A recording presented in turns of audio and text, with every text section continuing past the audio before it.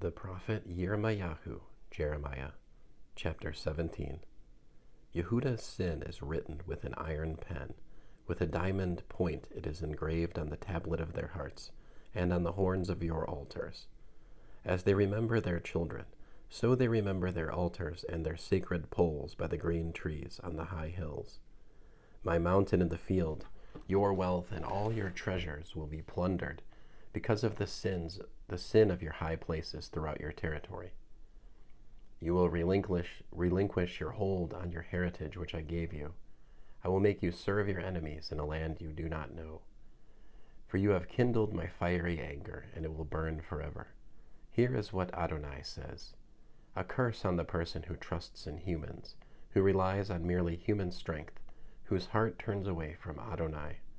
He will be like a tamarisk in the Arava.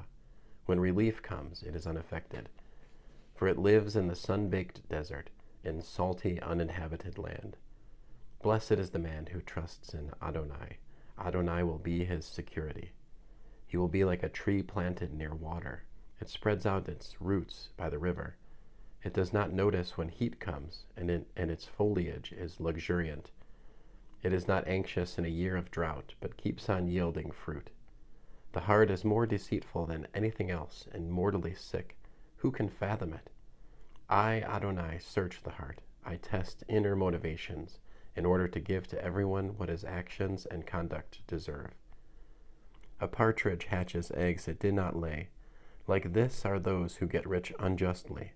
In the prime of life their wealth will desert them. In the end they will prove to be fools. Throne of glory, exalted from the beginning. Our holy sanctuary, hope of Israel, Adonai, all who abandon you will be ashamed. Those who leave you will be inscribed in the dust because they have abandoned Adonai, the source of living water. Heal me, Adonai, and I will be healed. Save me, and I will be saved, for you are my praise.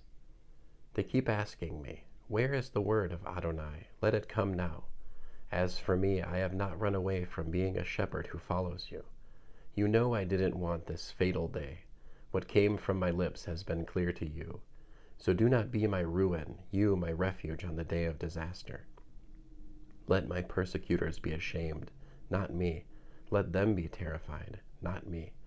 Bring on them the day of disaster. Destroy them with double destruction. Then Adonai said this to me. Go and stand at the people's gate, where the kings of Yehuda go in and out, and at all the gates of Yerushalayim, and say to them, Kings of Yehuda, all Yehuda and all living in Yerushalayim, who enter through these gates, hear the word of Adonai. Here is what Adonai says. If you value your lives, don't carry anything on Shabbat or bring it in through the gates of Yerushalayim. Don't carry anything out of your houses on Shabbat, and don't do any work. Instead, make Shabbat a holy day. I ordered your ancestors to do this, but they neither listened nor paid attention. Rather, they stiffened their necks, so that they wouldn't have to hear or receive instruction. However, if you will pay careful heed to me, says Adonai, and carry nothing through the gates of this city on Shabbat, but instead make Shabbat a day which is holy and not for doing work, then kings and princes occupying the throne of David will enter through the gates of this city, riding in chariots and on horses. They, their princes, the people of Yehuda, and the inhabitants of Yerushalayim will enter, and this city will be inhabited forever. They will come from the cities of Yehuda, from the places surrounding Yerushalayim, from the land of Binyamin, from the Shaphilah, from the hills and from the Negev, bringing burnt offerings, sacrifices, grain offerings, frankincense, and thanksgiving sacrifices to the house of Adonai.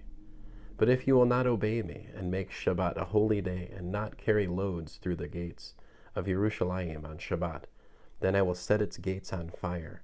It will burn up the palaces of Yerushalayim and not be quenched. End of Jeremiah chapter 17.